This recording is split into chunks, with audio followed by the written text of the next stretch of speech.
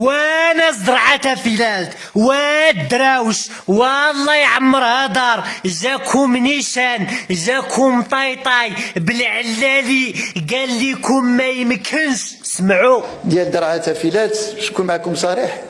راه واخا نديروا الطريق واخا نوصلوا الماء الثمن ديالو غيكون غالي بزاف اليوم، وبالتالي عمليا ماشي على التكلفه بالنسبه للمواطن وبالنسبه للفلاح ما يمكنلوش يقتنيه. ما يمكنش نديروا لكم الطريق ديال الماء، ماشي حيت ما كايناش الامكانيه ولا ما قادرينش ولا ما كاينينش الفلوس، لا حيت نتوما فقراء. ما يمكنش نديروا لكم الربط المائي لانه نتوما يا الفقراء يا المغرب الغير النافع ما غتقدروش انكم تقتنيوا داك الماء، غيجيكم غالي. لماذا؟ وهذا اعتراف من وسط قبة البرلمان بأننا مقصيين وغير مدمجين اقتصاديا وبأننا فقراء.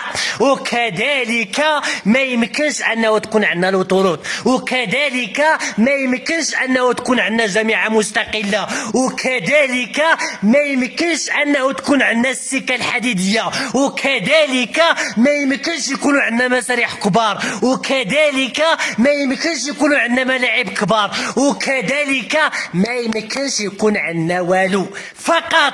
وها نحن نحضر في 2026 عباد الله كيقولوا لنا بانه ما غنديروا لكمش لانكم ما قادرينش تخلصوا.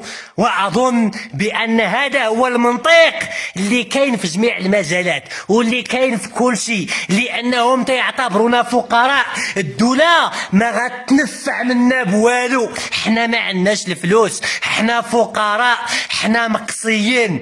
وفي حقيقة الأمر جهتنا وكما تعلمون جميعا راها غنية بثروات طبيعية وبثروات معدنية، وكل شي المغرب عارف بأنه عندنا الذهب وعندنا الفضة وعندنا الرخام وعندنا المجهول وعندنا السياحة وعندنا بزاف ديال الحويجات اللي تيمدوا ليد حتى لهنا وتياخدوا. وطبعا هادشي كله عندهم الامكانيه انهم يجيو يديوه وانهم يهزوه وانهم يستخرجوه وانهم يحطوه في الخزائن. حط.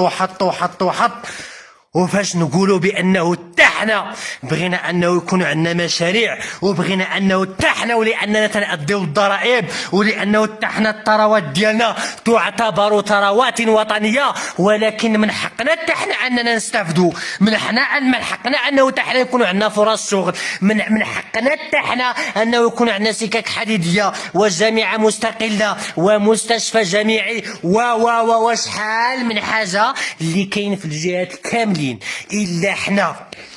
وفي نهاية المطاف تيتقال لنا بالعلالي ومن وزير تيتقال لنا بانه انتم فقراء، الفلاحه ديالكم ما غيقدروش انهم يخلصوا، ما عندكمش الفلوس، انتم مغرب غير نافع، انتم والو، انتم ما عندكمش، ما غنستافدوا حتى حاجه، ما غتكونش عندنا المردوديه، انتم ما غتقدروش تخلصوا.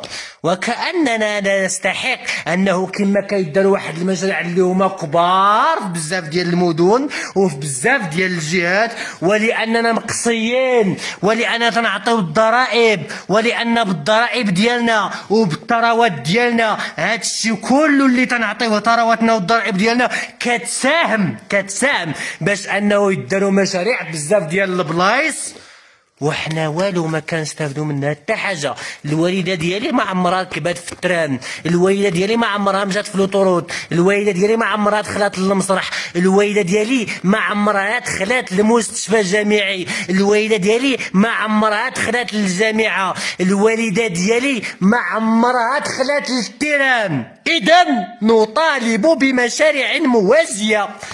مادام انه كديروا هذا الشيء كما تقول بانه ما يمكنش عندنا، ايوا راه خصنا لا حول ولا قوه الا بالله. اقول لابناء جهات الله يعمرها دار، ها شنو ربحنا من الله يعمرها دار. وللاشاره حتى حتى النائب البرلماني ديالنا اللي سول السؤال قال له بما انكم درتوا الرابط بين ابي رقراق وسبو في 9 شهور، حنا راه صبارة، حنا راه الله يعمرها دار، ديروه لينا يا سيدي في 9 سنين. يعني ننال ما نستحقه. ايوا بقاو صابرين 9 سنين، او ما قال لك كاع ما جيت، لا ما يمكنش، نتوما ما قادرينش انكم تخلصوا. لا حول ولا قوه الا بالله العلي العظيم.